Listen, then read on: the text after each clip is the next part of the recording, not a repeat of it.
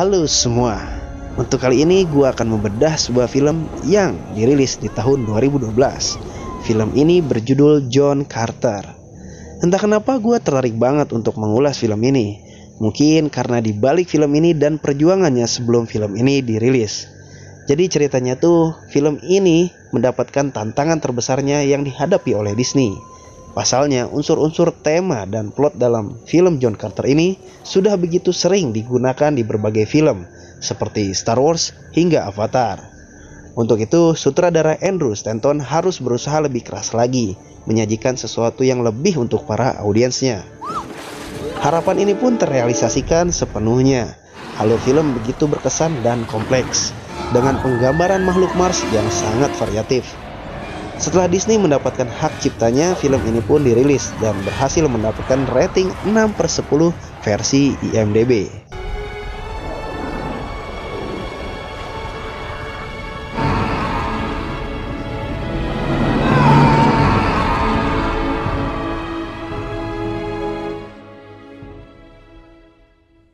Film dimulai dengan perwujudan sebuah planet merah tanpa udara dan kehidupan sumber energi.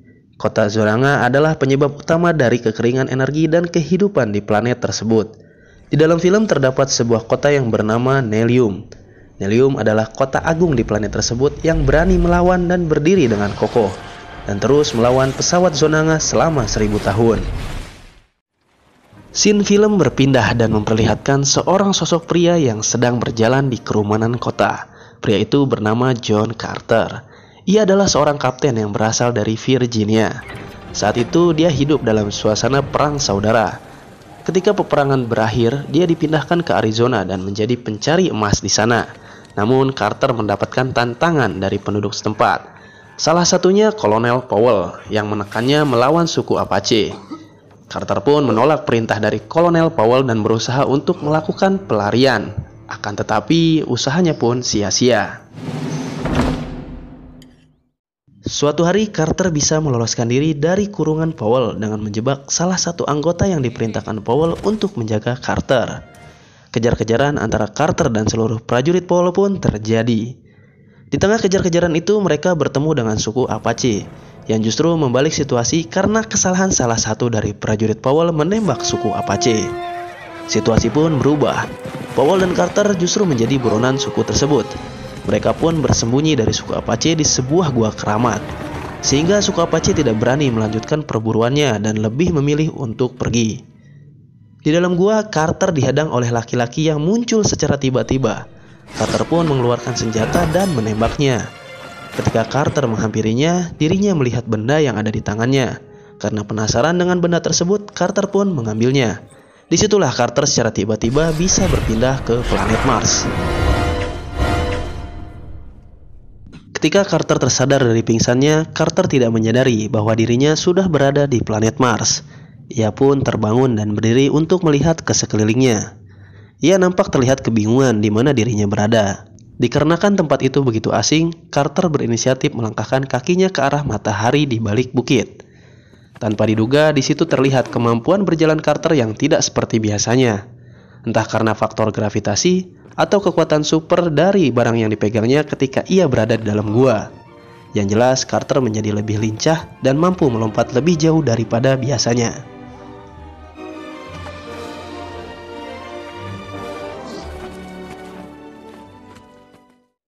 Ketika di tengah perjalanan, Carter menghadapi segerombolan pasukan kecil yang datang menghampiri dan hendak memburu dirinya. Akan tetapi ketika segerombolan kecil itu melihat kemampuan Carter, mereka pun dibuat takjub dan terkesan, dan malah menghentikan penyerangan terhadap Carter. Di situ terlihat mereka saling mengenalkan diri. Ya, segerombolan itu adalah suku Tarkas. Dilihat dari bentuk fisiknya, sudah terlihat jelas bahwa mereka bukanlah makhluk bumi, melainkan suku asli dari planet Mars itu sendiri. Carter pun dibawanya untuk dijadikan hadiah kepada kaumnya.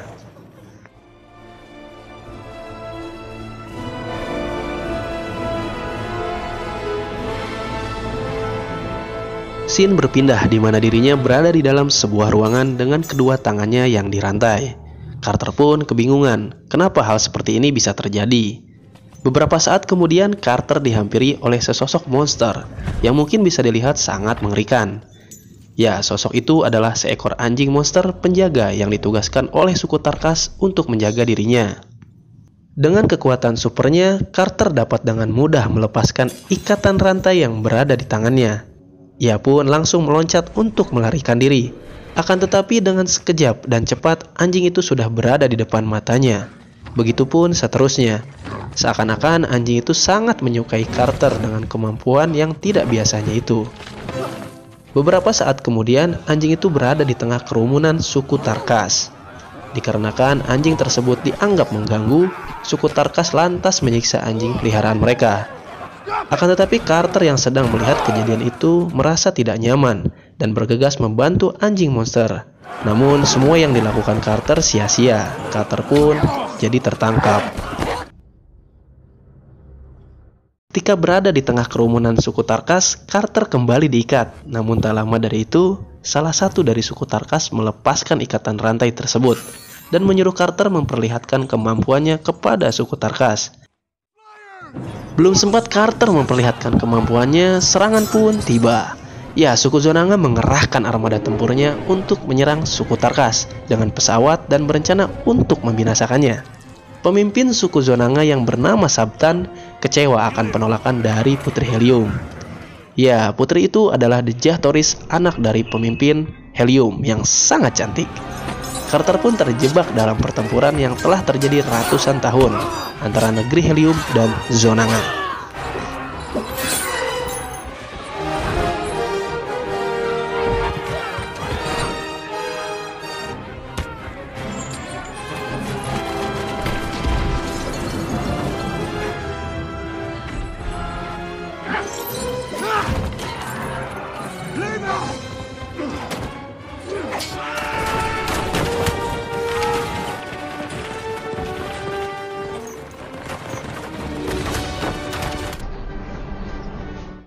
Kemenangan pun berpihak kepada suku Tarkas dengan bantuan dari Carter yang memiliki kekuatan super. Mereka pun bersorak dan tidak mempercayai akan kemenangan tersebut. Di situ terlihat Carter diagung-agungkan dan diberi penghargaan oleh suku Tarkas, serta mengajaknya kembali untuk menyerang suku-suku yang berada di selatan, seperti suku Tarquas dan kaum Warhome di utara.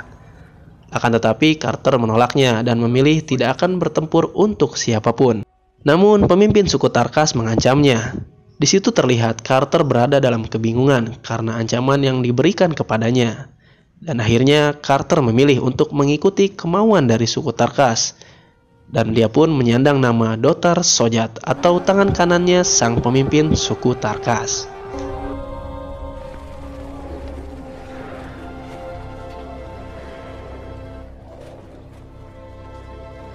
Scene berpindah di mana Carter, Sola, Dejah Thoris, dan anjing monsternya itu melarikan diri dari suku Tarkas. Oh iya, sebelum mereka melarikan diri, Carter, Dejah, dan Sola mereka bergegas untuk pergi ke kuil. Akan tetapi Sola memperingati dan melarangnya untuk masuk ke sana karena tempat itu terlarang dan sangat dikeramatkan oleh suku Tarkas. Jadi tidak sembarangan orang gitu yang bisa masuk. Tanpa memperdulikan peringatan dari Sola, Carter dan Dejah bergegas untuk masuk. Dan pada akhirnya mereka dipergoki oleh suku Tarkas. Dikarenakan kesalahan yang dilakukan Carter ini tidak bisa dianggap biasa, Carter sempat akan dihukum mati. Namun mereka diselamatkan oleh ketua suku yang melainkan adalah ayah dari Sola. Di situ Carter dibebaskan untuk melarikan diri dan membawa Sola untuk keselamatan jiwa anaknya.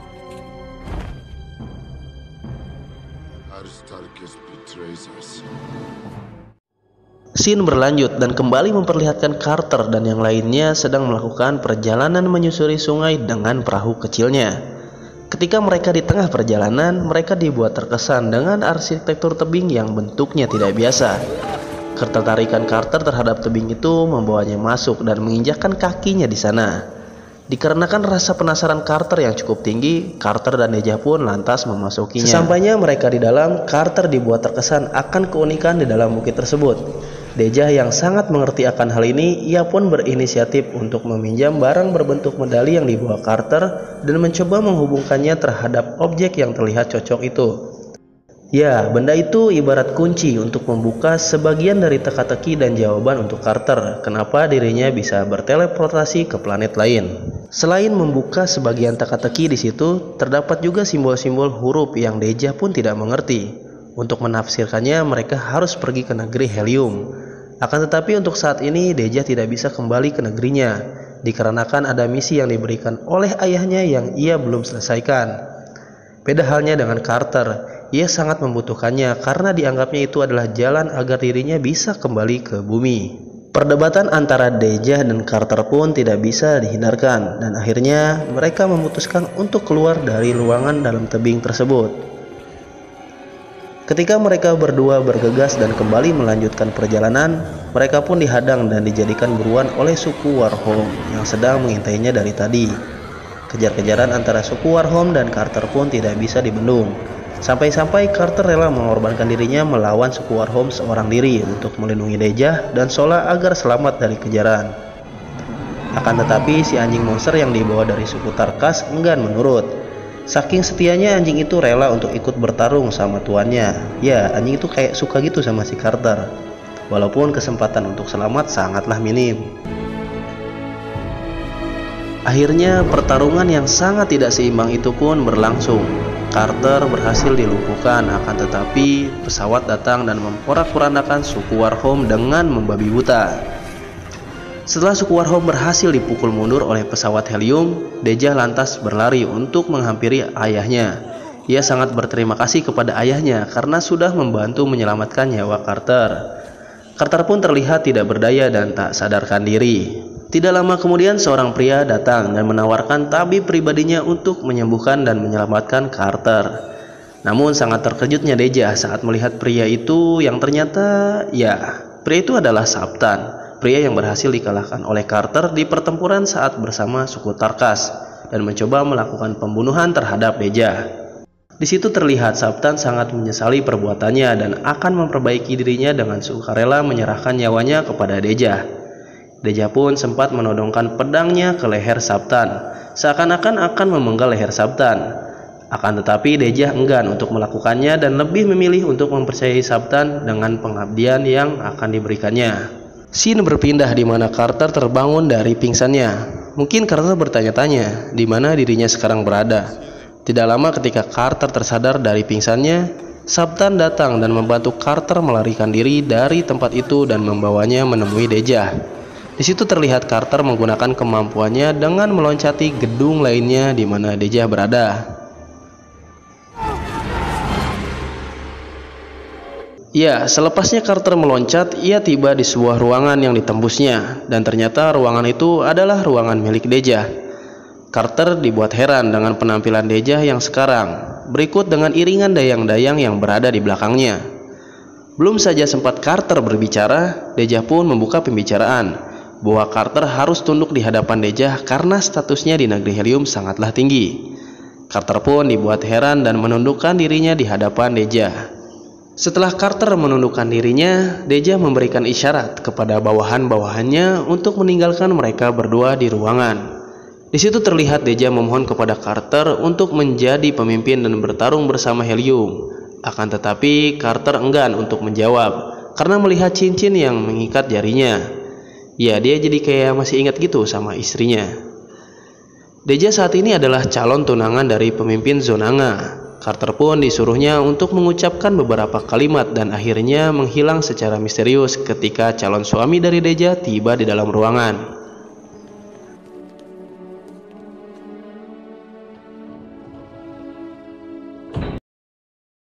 Singkat cerita, Carter sudah berada di dalam kendali Zonanga. Ia pun terlihat sangat tersiksa karena tubuhnya tidak dapat merespon dan tidak dapat dikendalikan. Anjing monster itu pun lagi-lagi membantu Carter dan merusak benda yang mengendalikan Carter. Carter pun segera melepaskan ikatan dan bergegas untuk melarikan diri. Kejar-kejaran antara Carter dan Zonanga pun terjadi. Ketika adegan kejar-kejaran itu berlangsung, Carter terjatuh karena tidak paham betul cara mengoperasikan kendaraan tersebut. Di situ terlihat Sola sedang membantu Carter dan menembaki kaum Zonanga dengan senjatanya. Sola pun akhirnya berhasil menyelamatkan Carter dan bergegas untuk menghampiri Carter untuk memastikan bahwa ia baik-baik saja. Setelah kejadian itu, Carter pun lantas mengajak Sola untuk melarikan diri. Ya, namun lagi-lagi pesawat kecil itu jatuh, dan kali ini mereka terjatuh tepat di hadapan suku Tarkas. Setelah mengetahui yang terjatuh itu adalah Carter dan Sola, suku Tarkas pun langsung menghampiri dan menodongkan senjatanya. Carter dan Sola tidak bisa berbuat apa-apa selain menyerahkan dirinya kepada suku Tarkas. Sesampainya Carter di daerah suku Tarkas, ia pun bergegas menghampiri ketua suku yang tak lain adalah ayahnya Sola. Namun ia terkejut karena kepemimpinan suku Tarkas telah berganti. Carter pun dipenjarakan di ruang bawah tanah. Ketika Carter ditahan, dirinya juga terkejut mendapati ayahnya Sola yang sedang terluka. Ya, Tak itu adalah dulu pemimpin dari suku Tarkas, namun ia ditantang oleh musuhnya untuk berduel dan akhirnya kalah, sehingga kepemimpinan pun berganti. Mereka berdua pun berbincang dan menceritakan kondisi satu sama lain. Ya, Carter bermaksud mengajak suku Tarkas menyelamatkan Deja. Namun ayahnya Sola, si Tak, sudah tidak bisa berbuat apa-apa karena sudah tidak bisa memimpin. Namun mereka berdua berinisiasi untuk mengembalikan keadaan menjadi baik kembali. Tak lama setelah itu mereka berdua digiring ke sebuah tempat. Tempat itu adalah arena pertarungan. Ya, kalau di bumi itu namanya Colosseum kayak yang ada di Roma. Mungkin kita semua bisa menebak kalau Carter dan Tak dijadikan gladiator oleh suku Tarkas untuk melawan kera putih raksasa yang sangat ganas. Ketika kera putih itu dilepas, sorakan penonton sangat mendominasi mereka. Ya, mereka itu tahu kalau akan ada pertunjukan yang sangat menarik untuk diperlihatkan. Carter dan Tak pun mencoba melawan kera putih untuk menyelamatkan hidupnya.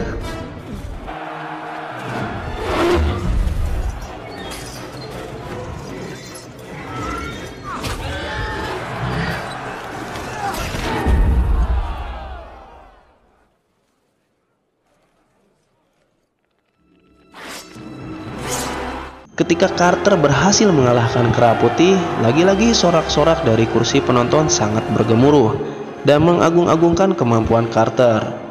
Momen tersebut pun dimanfaatkannya untuk menantang pemimpin baru suku Tarkas, dan ia pun meminta dukungan dari seluruh suku Tarkas. Akhirnya tantangan pun diterima, namun Carter yang diserang saat itu dengan mudah mengalahkan pimpinan baru suku Tarkas tersebut.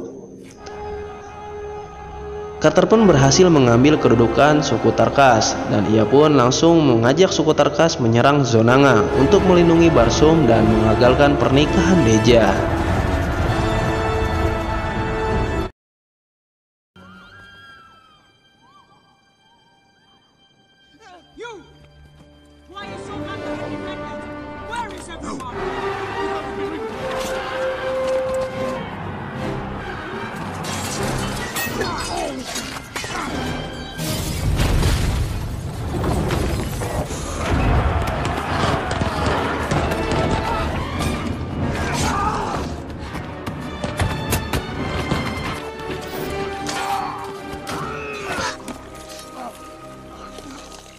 Setelah penyerangan itu, kemenangan berhasil didapatkan oleh Carter. Ia pun langsung memutuskan menikahi Deja dan menjadi raja di negeri Helium. Ya, dari awal sebenarnya udah ada benih-benih cinta. Mereka pun akhirnya hidup bahagia. Dikarenakan Carter merasa sangat bahagia dan ingin bersama Deja seterusnya, ia pun lantas membuang medali yang bisa membawanya pulang tersebut. Ia berharap bisa hidup abadi di planet Mars bersama Deja. Namun ketika Carter kembali ingin menemui Deja, ia dihadang oleh seorang pria. Ya, pria ini adalah Turns yang menyamar menjadi penjaga. Turns yang menyamar menjadi penjaga mengembalikan Carter ke bumi, di mana tempat asal ia bersama Paul bersembunyi di sebuah gua. Di situ terlihat Carter sangat kecewa dan ingin kembali ke planet Mars. Namun usaha yang dilakukannya sia-sia. Ketika Carter mencoba memanggil Paul, Carter terkejut karena kondisi badan Paul sudah menjadi tulang benulang. Ia pun lantas pergi menuju rumah pribadinya. Ketika Carter kembali, Carter sekarang berubah menjadi seorang bangsawan karena gua di mana Carter bersembunyi dengan Powell dipenuhi dengan emas. Ya, Carter kayak ngebawa semua emasnya gitu. Namun harta Carter dihabiskan untuk mencari medali agar dirinya bisa kembali ke planet Mars. Sebenarnya Carter belum benar-benar berhasil menemukan medali asli. Ia membuat siasat untuk mengelabui Turn. Jadi Turn itu suka mantau pergerakan si Carter dan menganggap bahwa Carter berhasil menemukan medali aslinya. Si Turn ini ingin membunuh Carter. agar tidak bisa kembali ke planet Mars. Namun, Carter berbalik membunuh Ten yang ternyata belum berada di ruangan tersebut. Akhirnya, medali asli pun didapatkan oleh Carter. Ia pun bisa kembali ke planet Mars dan menemui Deja.